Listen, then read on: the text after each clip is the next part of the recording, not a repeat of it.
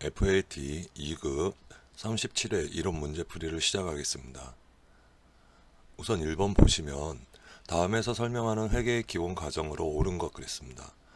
회계의 순환 과정에 있어 기말 결산 정리를 하게 되는 근거가 되는 과정이다. 기업 실체 존속기간을 일정한 기간 단위로 분할하여 각 기간에 대해 경제적 의사결정에 유용한 정보를 보고하는 것이다 그랬죠. 우선 1번 보시면 계속기업의 가정은 기업이라는 것은 망하지 않고 계속 유지된다는 것을 가정을 두는 것을 얘기합니다. 누구나 사업을 시작을 할 때 망하기를 원하고 아니면 또는 망하는 날을 정해놓고 하는 게 아니죠. 그래서 기업은 계속 유지될 것으로 가정된다. 이게 계속기업의 가정이고요. 그 다음에 기업 실체의 가정이라는 것은 소유주와 별도의 단위로서 기업으로서 여러분들 왜 법인이라고 아시죠? 법인이란 건 법으로서 하나의 주체로 인정하는 것을 얘기합니다. 그것을 기업 실체의 가정이라고 하고 화폐 단위의 가정은 필요 없고요. 여기에서 문제 보시면 일정한 기간 단위로 분할한다 그랬죠. 그래서 기간별 보고의 가정 답은 4번이 돼요. 문제 안에 답 있는 경우가 있으니까 그런 거를 잘 문제를 정확히 읽어보셔야 돼요.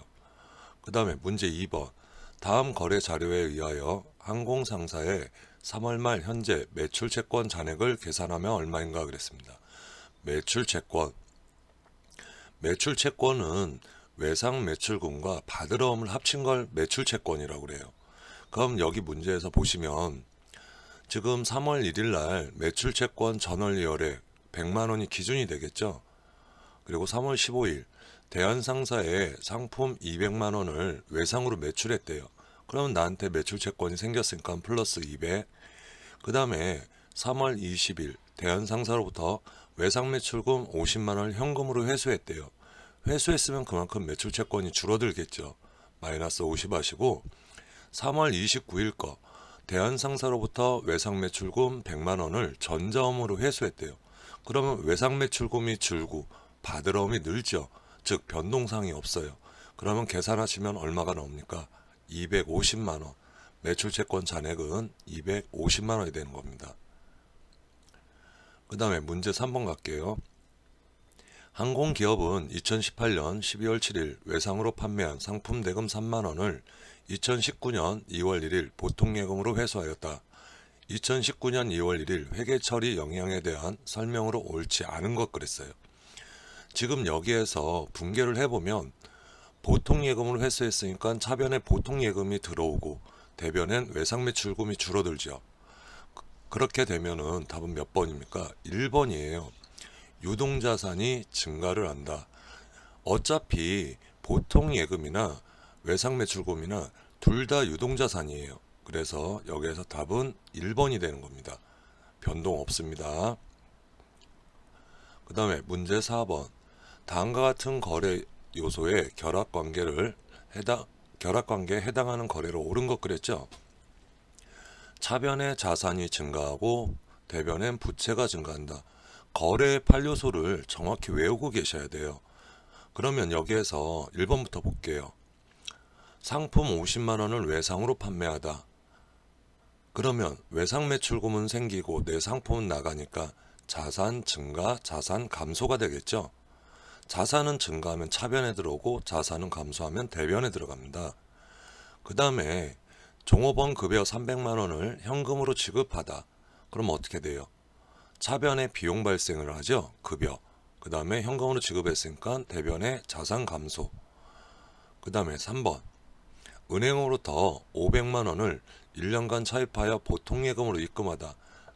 그러면 분개 보시면 보통예금이 증가해요. 자산 증가니까 차변에 오고 그 다음에 내가 돈을 빌려왔죠. 1년간 빌려왔으면은 단기 차입금입니다. 부채 증가가 되고요. 그 다음에 4번이 단기 차입금 200만 원과 이자 5만 원을 현금으로 지급했다고 그랬어요. 그러면 현금으로 지급했으니까 내 현금 대변으로 나가죠. 그리고 차변에는 빚 갚았어요. 그러면 단기 차입금, 부채 감소, 그 다음에 이자를 지급했으니까 뭡니까? 이자 비용이 발생합니다. 그럼 여기에서 답이 되는 건 몇 번이요? 3번이 되는 거예요. 그 다음에 문제 5번 다음 거래를 토대로 항공기업이 매출을 인식할 일자와 금액은 얼마인가 그랬습니다. 3월 3일 상품 50개를 한 개당 100원에 판매하기로 계약을 체결했다. 계약 체결하는 것은 사실상 거래가 아니죠. 3월 5일 상품 50개를 거래처에 인도하고 운반비 150원을 지출하고 3월 8일 날 판매했던 상품 대금을 보통 예금으로 회수했대요. 그럼 여기에서 매출 인식은 상품을 인도하는 일자를 기준으로 합니다. 즉 내가 상품을 외상으로 팔았건 돈을 받고 팔았건 상품을 인도하는 기준으로 하고요. 그 다음에 일반적으로 운임 처리를 하실 때는 내가 상품을 매입할 때는 그 운임을 매입 원가에 포함을 해요. 하지만 지금은 매출이죠. 매출은 운반비로 별도의 판관비로 처리합니다. 판관비가 뭐를 말하는 거예요? 판관비라는 건 판매비와 일반관리비를 얘기해요. 그래서 여기에서 답은 몇 번이 될까요? 2번이 돼요. 그 다음 문제 넘어가서 6번. 다음 중 현금 및 현금성 자산에 해당하지 않는 것 그랬죠. 이 문제는 시험에도 잘 나오고 쉬운 반면에 쉬운데도 불구하고 공채 시험에도 나오는 거예요. 현금 및 현금성 자산을 얘기하는데 우선 현금 및 현금성 자산에는 현금, 보통예금, 당좌예금, 현금성 자산 이렇게 네 가지가 있어요. 그리고 현금은 여러분들이 생각하시는 심사임당이나 뭐 세종대왕이나 뭐 이순신 장군이나 실질적인 화폐가 있고 통화 대용증권이라고 해서 자기압수표 같은 거, 동전발행수표, 그 다음에 우편환 증서 지금은 거의 안 쓰죠. 그 전에 쓰던 거예요. 전신환 증서인데 오타 생겼네요. 그 다음에 공사채 이자표 같은 거 요런 게 현금으로 처리돼요. 그런데 일반적으로 수표자가 들어가면 거의 현금인데 당전 발행 수표가 가끔 나올 때 있거든요. 당전 발행 수표라는 건 내가 발행한 거예요. 내가 발행한 것을 다시 되돌려 받으면 당좌예금 계정으로 처리하시면 돼요. 그리고 보통예금, 당좌예금이 있고요. 현금성 자산이라는 게 있습니다. 현금성 자산이라는 건 취득일 기준, 그러니까 나한테 들어온 날 기준에서 3개월 이내에 현금화가 가능한 금융상품을 현금성 자산이라고 그래요. 그럼 여기에서 답이 되는 건 몇 번일까요? 4번이에요. 타임 발행 약소금, 이거 매출채권이죠. 약소금은 매출채권입니다. 그 다음에 문제 7번 갈게요. 다음 중 재무상태표 개정 과목의 사용 사례로 옳지 않은 것 그랬습니다. 1번 상품 매입을 하기 위해 계약금을 지급하면 차변에 선급금을 기록한다. 계약금 지급하면 차변에 선급금 맞죠? 그 다음에 2번 장기 차입금의 만기가 내년에 도래하면 기말에 유동성 장기부채로 분류한다. 네, 이것도 맞아요. 원래 장기 차입금은 비유동 부채예요. 비유동 부채인데 상환 기간이 1년 이내로 돌아오게 되면은 그것을 유동성 대체 분괴를 해줘요. 그래서 유동성 장기부채로 분류하고요. 비품을 외상으로 구입하면 대변에 미지급금을 기록한다. 상품을 외상으로 사면은 외상 매입금이죠. 상품 외에 뭐 비품이 됐든 다른 뭐 유형자산, 차량 운반구나 건물이나 이런 거를 외상으로 사면 대변에 미지급금 맞습니다. 그 다음에 4번 사무실을 빌려서 사용할 목적으로 보증금을 지급하면 대변에 임대보증금을 기록한다. 내가 사무실을 빌리는 거죠. 임차하는 거예요. 내가 어떤 걸 빌리면서 보증금을 내면 그거는 임차보증금이에요. 비유동 자산이에요. 나중에 다시 되돌려 받아야 되죠. 만약에 내가 보증금을 받았다, 오히려 거꾸로, 그러면 그거는 그 사람이 나갈 때 되돌려줘야 돼요. 그래서 비유동 부채로 분류하십니다. 그럼 여기서 답이 되는 건 몇 번이에요? 4번이죠. 임대보증금이 아니라 임차보증금이 되는 거예요. 그 다음에 문제 8번 다음 대화 내용 중 가에 해당하는 개정 과목으로 옳은 것 그랬죠. 여기에서 남자 사원이 회사가 업무와 관련하여 타인으로부터 토지를 증여받은 경우 대변은 어떤 계정으로 처리해야 하나요? 그랬죠. 즉 증여를 받은 거예요. 무상으로. 그러면 여기에서 토지를 증여받을 경우 대변 개정 과목은 무엇으로 처리해 이렇게 얘기했는데 이거 뭘까요? 자산을 무상으로 증여받은 경우 자산을 받아서 증가한 이익이다. 그래서 자산 수증 이익으로 처리하시면 돼요. 그럼 답은 2번이 되겠죠. 그 다음에 문제 9번. 다음은 도소매업을 영위하는 항공상사의 비용의 종류를 구분한 것이다. 가에 해당하는 개정 과목으로 옳은 것 그랬습니다. 지금 비용의 종류가 나오는데요. 매출원가, 그 다음에 가가 비어 있고요. 영업의 비용, 소득세 비용 이런 식으로 나와 있죠. 그러면 여기 가에 들어갈 게 뭘까요? 가에 들어갈 거는 판매비와 관리비를 얘기해요. 판매비와 관리비에 해당되는 거 여기에 뭐 있습니까? 접대비죠. 기부금이나 잡손실이나 이자 비용은 영업의 비용이에요. 간혹 여러분들이 잡손실을 판관비라고 생각하시는 분들이 계시는데 영업 활동과 관계없이 생기는 소액의 손실, 그것을 잡손실이라고 그래요. 그러면 영업하고 관련돼서 발생하는 소액의 비용이 있어요. 그건 뭐냐면 잡비예요. 잡비. 잡비는 판관비지만 잡손실은 영업 외비용입니다. 그러면 답이 몇 번이 됩니까? 4번 접대비가 되겠죠. 그 다음에 문제 10번. 다음 자료에 의하여 주식회사 상공의 2019년 7월 1일에 기계장치의 유형자산 처분 손익을 계산하면 얼마인가 그랬어요. 단 감가상각법은 정액법, 월할상각한다 그랬죠. 정액법이라는 건 무엇을 얘기합니까? 정액법이라는 건 정해진 금액대로 상각을 하는 걸 얘기해요. 그러면 지금 보시면 정액법은 어떻게 구해요? 취득원가 마이너스 잔존가치 한 금액을 나누기 내용연수 하시면 돼요. 취득원가라는 건 말 그대로 내가 취득한 원가를 얘기하고요. 잔존가치라는 건 무엇을 얘기합니까?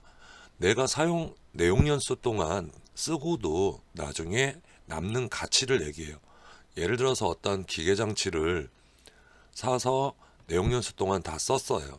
쓰고 나면 고물상에 팔아도 고철값은 받죠.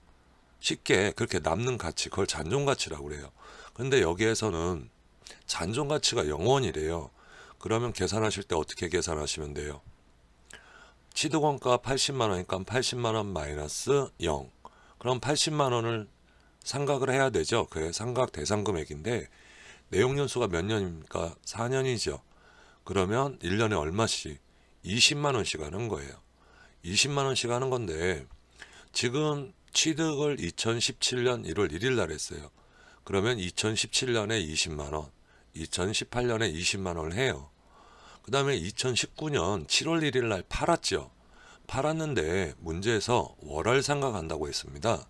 월할 상각이라는 건 사용한 달까지도 상각을 하란 얘기예요. 그러면 2019년 6개월은 내가 썼죠. 6개월은 내가 썼으니까 1년 상각비 20만원의 절반 10만원. 그래서 총 감가상각 누계액이 얼마가 돼요? 감가상각 누계액이 50만원이 돼요.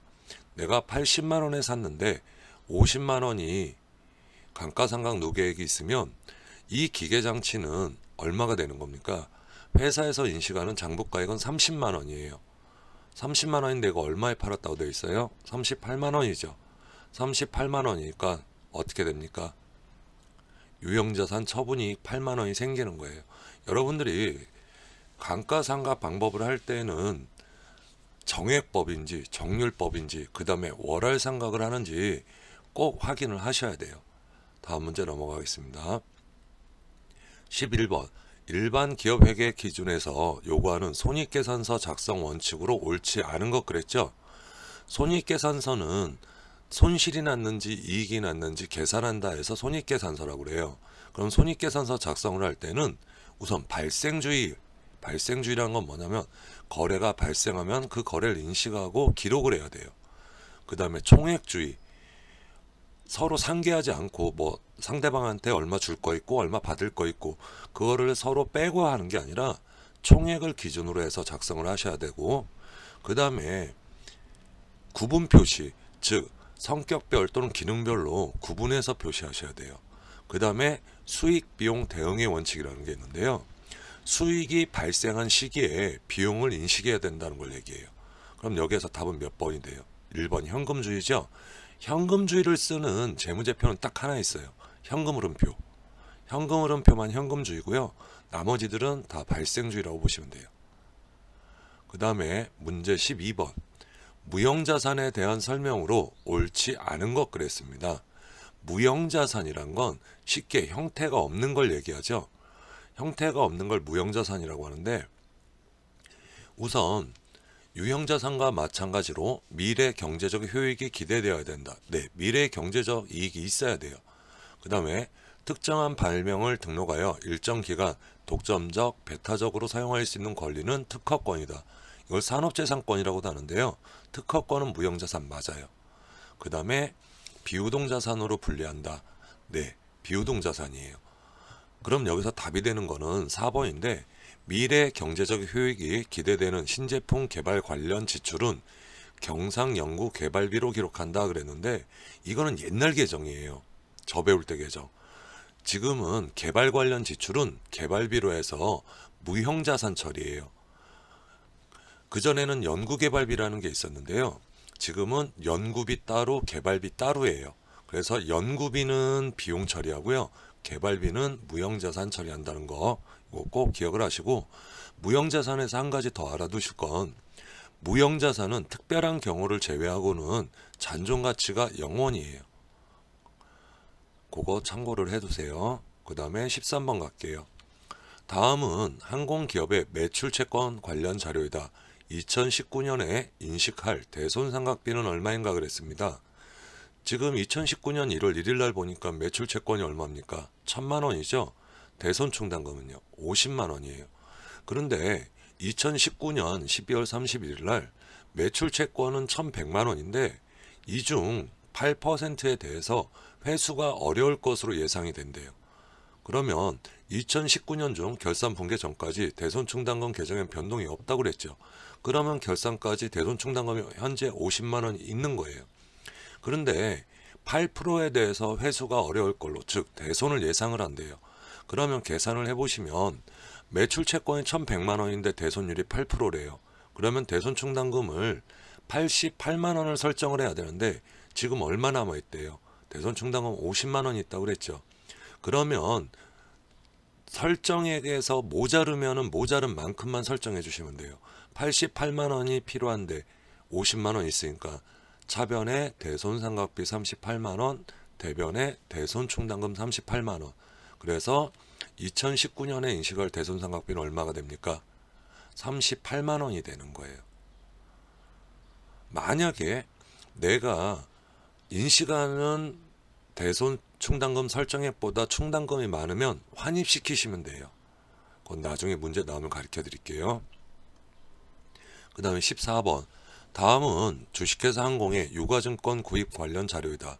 회계 처리할 때 차변에 계상할 계정 과목과 금액을 옳은 것 그랬습니다. 우선 문제를 보시면 장기 자금 투자 목적으로, 장기 자금이라는 게 중요한 건데요. 장기적인 목적으로 하면은 매도 가능 증권 아니면 만기 보유 증권이에요. 그런데 여기에서 보니까 주식회사 대안의 발행 주식이죠. 좀 전에 말씀드렸듯이 장기 투자 목적이면 매도 가능 증권 아니면 만기 보유 증권이라고 했는데, 주식은 만기 보유 증권이 될 수가 없어요. 만기 보유 증권이 될 수 있는 건 채무증권, 국채, 공채, 사채 있죠. 얘들만 만기 보유 증권이 될 수 있고, 주식은 만기라는 게 없어요. 어떤 회사가 며칠 날 망한다 이런 거 없죠. 그러면 우선은 매도 가능 증권이에요. 그리고 얼마에 샀어요? 100주를 주당 7,000원에 샀죠. 그러면 70만 원이 있고요. 수수료 2만 원과 함께 현금 지급하다 그러면 장기 투자 목적으로 주식 매입하면 좀 전에 뭐랬습니까? 매도 가능 증권이라고 그랬죠. 매도 가능 증권하고 만기 보유 증권은 수수료를 취득원가에 포함시키셔야 돼요. 그러니까 원래 주식 100주 7,000원, 70만 원하고 수수료 2만 원을 포함해서 매도 가능 증권 얼마요? 72만 원이 돼요. 그리고 한 가지 알아두실 건, 단기 투자 목적이다, 시장성이 있다 그러면 그건 단기 매매 증권이죠. 단기 매매 증권은 수수료를 취득 원가에 포함하지 않습니다. 비용 처리하셔야 돼요. 영업 외 비용 처리하셔야 된다는 거 기억하시고요. 그 다음에 15번. 항공기업은 2019년 10월 1일 화재보험 1년분 6만원을 지급하고 성급비용으로 처리한 후 2019년 말에 결산 붕괴를 하지 않았다. 2019년 기말 재무제표에 미치는 영향으로 오른 거. 단 선급비용은 월할 상각을 가정한다 그랬죠. 지금 이걸 보시면 10월 1일 날 선급보험료 6만원, 현금 6만원에서 1년치 보험료를 납부를 했어요. 그런데 결산 누락했다고 그랬죠. 지금 여기에서 자산처리법인데요. 자산처리법일 때는 선급보험료 이렇게 잡고요. 비용처리법일 때는 어떻게 잡아요? 보험료 잡으시면 돼요. 그러면 지금 10월 1일 날 1년분을 냈는데 10월 1일에서 슬래시를 눕히시면 10 빼기 1이 되죠. 10 빼기 1이 되면 9개월치를 선납을 한 거예요. 9개월치는 선납이고 3개월치는 이미 지났죠. 자산처리법에서는 경과분만 갖고 해요. 지난 거 3개월치가 지났습니다. 그러면 차변에 보험료 15,000원, 대변에 이제 더 이상 선급분이 아니니까 선급보험료 15,000원이 가야 되죠. 그러면은 누락을 했으니까 보험료 15,000원 비용 과소고요. 선급보험료 15,000원을 줄여야 되는데 안 줄였으니까 자산이 과대가 돼요. 그럼 여기에서 답은 몇 번이에요? 3번이 되는 거예요. 유동자산이 15,000원 과대 계상된다. 이렇게 생각을 하시면 돼요. 우선 15번까지 다 풀어봤는데요. 문제를 푸실 때는 문제를 정확히 읽으셔야 되고 그 다음에 문제 안에 답이 있는 경우가 있어요. 특히 이론 관련들. 그런 것들은 다시 한번 신중하게 푸시면 충분히 합격하실 수 있을 거예요. 네, 문제풀이 여기까지 진행하겠습니다. 수고하셨습니다.